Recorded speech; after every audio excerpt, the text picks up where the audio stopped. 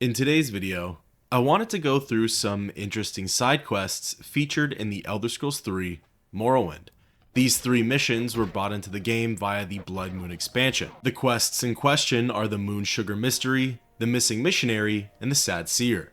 2 of them are given to the player directly out of Fort Frostmoth, and the third could be found more in the wilderness. I'm going to play through all of them, detail my personal experiences, and then at the end of each one, I'll talk a little bit about possible lore, missing facts, Easter eggs, or theories that are present. As per usual, the facts and information provided are brought to you by the game itself and the unofficial Elder Scrolls pages. Starting off the quests today is my favorite, the Moon Mystery. This one starts with the player locating the guard, Severia Gradius, out of Fort Frostmoth. Chatting with her, she mentions that our conversation has to be brief, as she's quite busy with some moon sugar investigation. Inquiring about it, Gradius says that I probably haven't heard anything because I'm new around here. However, for the last few months, people on Solstheim have been getting poisoned. Someone's been slipping moon sugar into their food and drink. They experience a high like no other, and then crash really hard, sometimes resulting in death. Severia's current duties are to find the person responsible and deliver justice. She goes into detail how just recently, the cult priest, Jeline, was the latest victim. The Empire didn't really care much for the matter up until one of their own was affected. Gradius asks for my help in finding who's responsible, as she's rather busy with her other duties around the fort. Agreeing to help her, my task is to find the man and execute him. During Jeline's trip, he caught a brief visual of the poisoner. All he could really remember though is that the person was wearing a unique white Colovian fur helm. Severia wants me to bring her the helm as proof that the matter has been wrapped up. Exiting the conversation, I wanted to go and have a chat with Jeline, just in case there was any further information he could offer me on the search. The Red Guard ended up sharing his experience, and honestly, the story is pretty unnerving. After cult services, he went for a sip of wine. Shortly after, he experienced an extremely euphoric trip, citing that he's never felt so free in his entire life. And then, the crash came. As Jeline was fading off, he ended up seeing the culprit, a frail old man. He was strange looking and not quite a Nord. The man was wearing the Colovian fur helm and singing a song. Going further into detail, Jeline describes the song as one you might sing to a child, almost like a nursery rhyme. He remembers hearing about a workshop in the snow, lanterns aglow, candy, and then a lot of laughter. That's about all the information I got, and now it's time to begin my search. The only clues I really have are a workshop in the snow and possibly glowing lanterns. If you really didn't know where to look, it honestly might take you a little bit to find the point of interest. There's a lot of ground to cover, and the workshop could be literally anything. From my experience, I actually happened across the culprit's base while embarking on the main questline. I was rather confused with the setup and decided it best to leave everything alone for the time being. However, I'm fairly confident that the shack in the woods is my desired destination. Uncle Sweetshare's workshop is located south of Lake Fjelding on the eastern side of the island. Upon getting close, you'll probably spot a dead Khajiit off to the side of the cabin. The Khajiit's name is Minashi, and looking at the corpse, you'll find some moon sugar as well as the song of Uncle Sweetshare. The song mentions the workshop, candy, lanterns, and includes lots of laughter.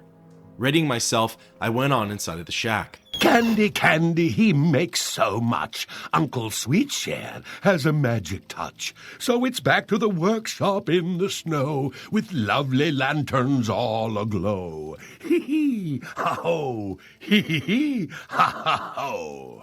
At the moment, Uncle Sweetshare isn't hostile, so now's your chance to talk with him and see what's exactly going on. Uncle comments on how there's a visitor in the shop and calls out my character by their name. He says he has candy treats to spare if I need happiness. Sweetshare then realizes that I'm here on official Empire business and laughs it off. Discussing his treats first, he talks about how his candy is filled with sugar and love. His aim is to bring happiness to the people of Solstheim. It's apparently hard work, but very fulfilling. He then comments that Minashi once thought the same as well. Bringing up the Khajiit, Uncle mentions that he was his assistant, but unfortunately, quote-unquote, overdosed on moon sugar. That's why his corpse is outside, as Sweetshare attempted to bury him. Switching over to the moon sugar investigation, Uncle reveals his motives. He calls Severia grumpy and says that he should visit her next, as that's what his work is all about. Sweetshare visits those who are sad, down, or depressed, and then lifts them back up by spiking their provisions with moon sugar. That's apparently what he did with Jeline, as Uncle reveals that the Redguard's true love has disappeared and that he hasn't been the same since. Finally, when confronted, Sweetshare says that he copied a nursery rhyme and took on the very same identity. This line of work is his calling. It fulfills him, and it's how he spreads his cheer throughout the land. It's now time to pass a judgment on the crazed man. You can either execute him or cut a deal with Sweetshare. Take his helm, spare his life, and in exchange, he stops poisoning people. Trying the hard way first, Uncle Sweetshare is a level 25 Nord alchemist. He fights using spells and wields a wooden staff. Ultimately though, he doesn't have much in the way of offense, and the fight isn't super tricky. On his body, you'll find another one of his songs, some moon sugar, the white fur helm, and perhaps most notably, a Grandmaster mortar and pestle. Beyond some other alchemical supplies, there isn't much else to find in here.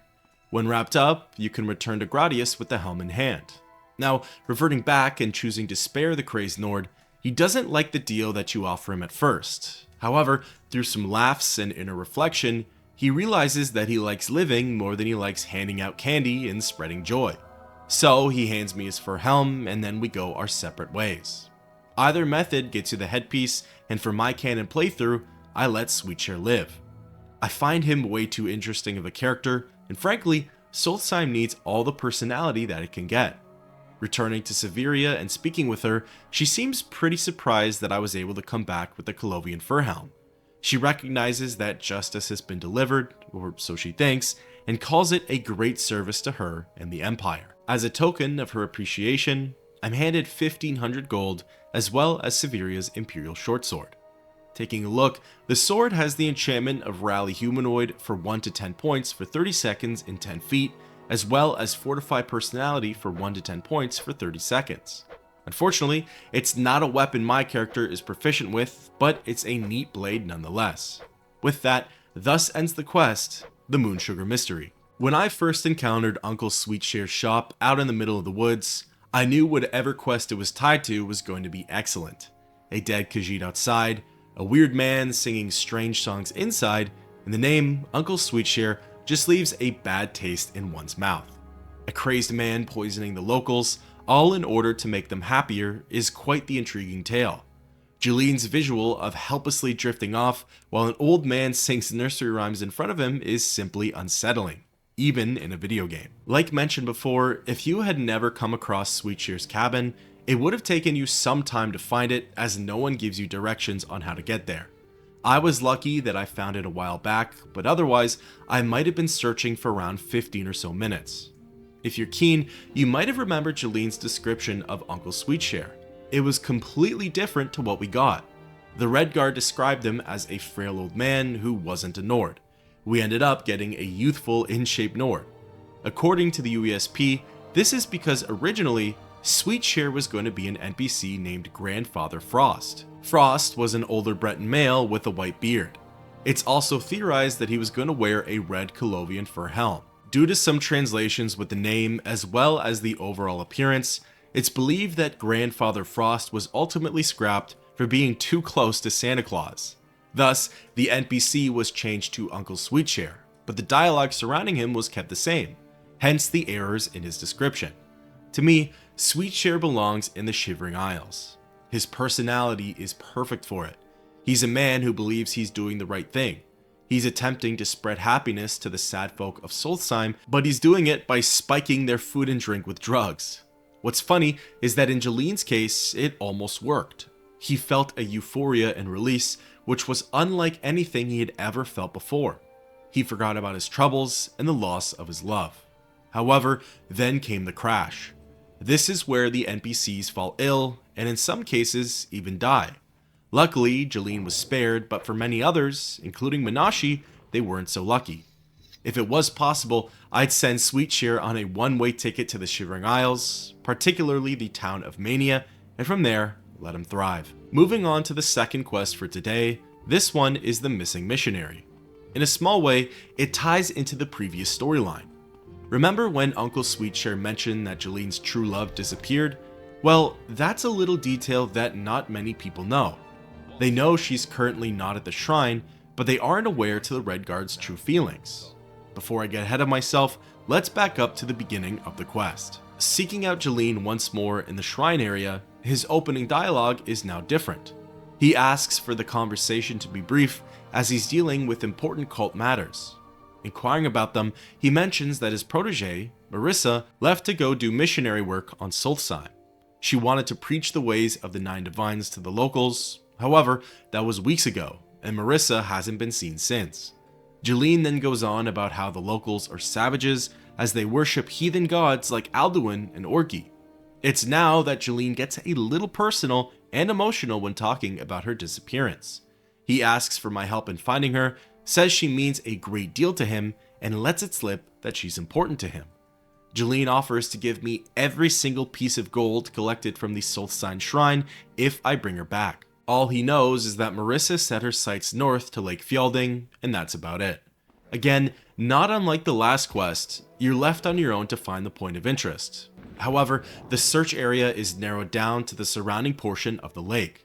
Fjelding isn't that big, and if you've done the main questline, you'll have explored most of the general area. For my case, the two big places I haven't gone yet are the Thirsk Mead Hall and the Udafrik's Lair. Wanting to leave the latter as a last resort, I investigated the hall first. Outside, in one of the smaller huts, there's a weapons dealer named Brynjolfur. Speaking with him, he's frantic and panicked. A great beast stormed into the hall, wreaked havoc, killed his customer, and dragged his body off to its lair. Not really wanting to get into that just yet, I asked him if he's seen Marissa. Brynjolfur's attitude changes a bit here. He sounds spiteful of the girl, but also pities her.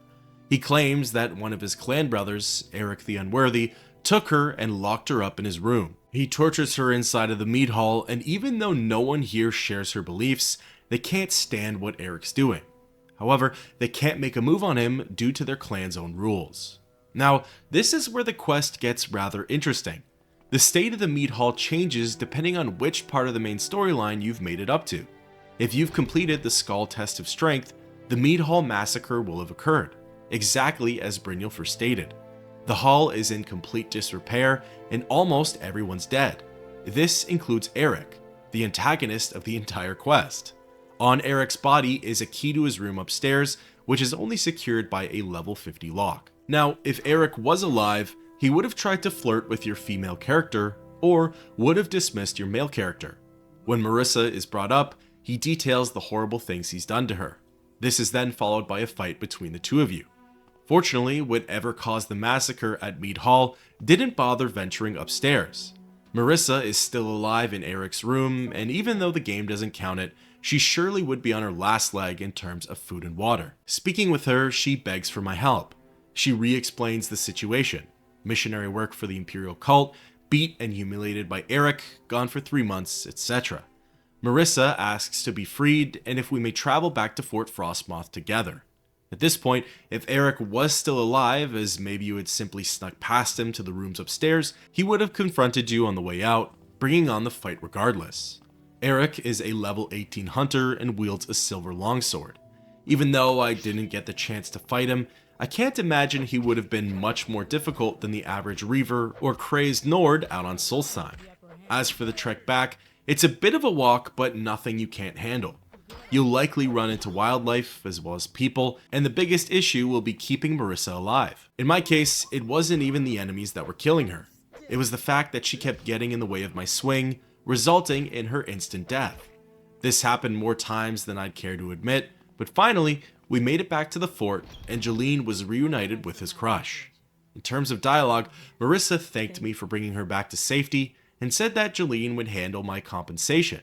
Speaking with the man himself, he was extremely grateful and handed me 300 gold straight from the cult's coffers. As I left, he mentioned again just how invaluable Marissa was to the cult, as well as to him. With that, thus ends the quest, The Missing Missionary. Now, let's talk a little bit about it.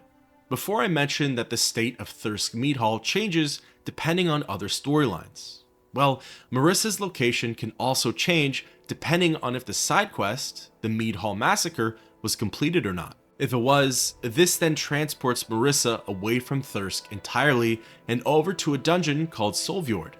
Interestingly, it doesn't seem like her dialogue changes all that much though, if any at all. What's nice is that Solfjord is a lot closer to Fort Frostmoth than Thirsk is, so the trek isn't as lengthy, but it does end up sending the player on a wild goose chase. Another intriguing outcome is if Marissa actually ends up dying, whether from Eric, the wilderness, or the player, wink wink. This will also lead to quest completion, and Jeline will be grief-stricken over the news. He still pays you out the reward, and what's more, you'll find out after some time that the Red Guard ended his own life in order to cope with the situation.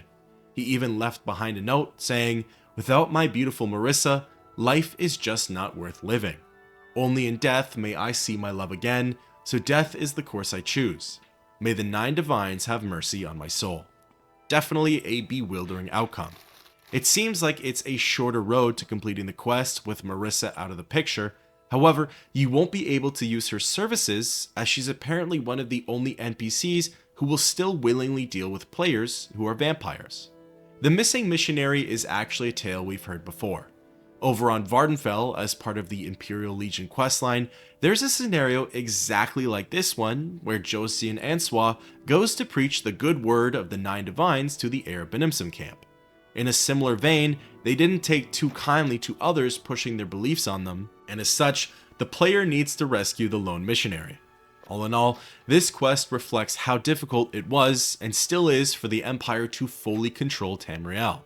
Sure, you can defeat the province in battle and set up guard posts, but having the natives' beliefs and ideals switched over to yours isn't going to be so easy. There's still resistance to the Empire, even if it's something as minute as capturing their preachers. The last piece of information I wanted to mention here is that the UESP calls out both Marissa and Eric as being referenced in the Elder Scrolls IV Oblivion. A female Redguard named Marissa is part of the quest, Goblin Trouble. Although this Marissa is an experienced hunter and can handle herself in a fight. Could this be the same NPC who chose a different lifestyle after the incident at Thirsk, or merely another Marissa altogether? As for Eric, his mention is brief, and his death at the Mead Hall feels fairly canon. However, during the Dark Brotherhood questline, when everything's been wrapped up and it's just the Night Mother giving you contracts, she's able to call out a target by the name of Eric, who can be located at the Thirsk Mead Hall. To me, this feels more coincidental than the previous reference. I think the developers thought someone named Eric from Thirsk would get some players excited, but I don't think it was meant to be the same Eric the Unworthy. Now, let's move on to the final quest for today, the Sad Seer. Unlike the previous two, this one doesn't begin in Fort Frostmoth. The starting location is more remote and slightly trickier to find. On the western side of the island, not far from the coast and a short walk northwest from Raven Rock, you'll come across a small cave called Gaelir the Mumbling's Dwelling. Going on inside, the dungeon is simply a small icy area that holds one NPC, Gaelir the Mumbling, as well as his encampment. It's not much more than wooden planks, barrels, a fire pit, and a small variety of odds and ends. Gaelir is non-hostile, and you can go ahead and talk with him. His dialogue is the third in a row for NPCs outright dismissing the player during their introduction. He says he's not in the mood for visitors, as apparently a Draugr stormed in here, wrecked the place, and took his only friend. Inquiring about said companion, Mumbling goes into detail on his backstory. His whole family was lost at sea a couple of months ago, and now he's all that's left. Everything in here was dragged in from the shipwreck. His only friend is someone named Oddfrid Whitelip. Oddfrid is allegedly able to tell him the future. He rescued her from a place called Colborne Barrow, the same place that the Draugr ended up taking her back to. Gaelir asks for my help in rescuing her. Agreeing, the Nord says that the barrow is to the southeast of here, not far from the coast. He also warns me to be wary of the Draugr. Now, since I wasn't quite sure where to look, I assumed that Colborne Barrow was near Raven Rock. It's slightly southeast of the dwelling and has a few different coastal points. However, after searching for quite some time, I realized that he really meant it was near the coast. However, his dwelling is in the central western part of Solstheim. Technically, given the shape of the island, southeast encompasses almost everything that's south of this landmark. If I had it my way, I would have been searching the southeastern coast of Solstheim, but as would turn out, Coldborn Barrow is slightly west of Fort Frostmoth, pretty much dead south of Ravenrock. In any case, going on inside, the only things in there were 2 Draugr. Nothing that's really too challenging for any player. However, that's exactly it. There were no other signs of life. Oddfrid was nowhere to be found, or at least a living Oddfrid. Placed on a stone altar was the skull of Whitelip. Things were starting to make sense now. The name, Gaelier rescuing her from a Draugr-infested tomb, and why the undead wouldn't just eat her on the spot. Snagging the skull, I left the barrow and recalled back to the dwelling. Chatting once more with Gaelier, I handed the skull over, and he was really thankful. He knew the request would have sounded insane if he told me the truth, but he insists that the head really does talk to him. Gaelier then tells me my future, and it does not disappoint. It's apparently very unclear, but Oddfrid says that I've accomplished much here on Solstheim. What she sees in my future could affect everyone. Gaelier then says, when the dragon dies, the Empire dies. Where is the lost dragon's blood, the Empire's sire? And from the womb of the void, who shall stem the blood tide? Ultimately, the Nord isn't quite sure what to make of this. And that's where the quest, the Sad Seer, ends. Now, let's talk about this future reading. I find it to be really intriguing. Many believe, and it's practically confirmed, that this prophecy is referring to the events of Oblivion.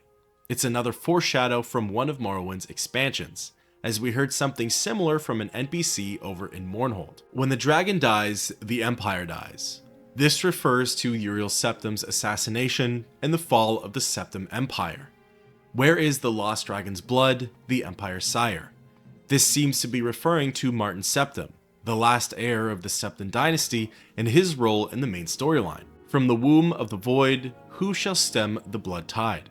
This is likely referring to Mehrunes Dagon's invasion and the beginning of the Oblivion Crisis.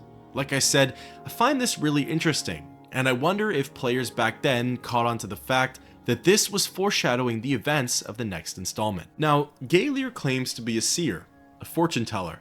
Through the mysterious powers of Oddfrid Whitelip, a voice is able to tell him the future. We know that he's not crazy because the events he laid out come to fruition.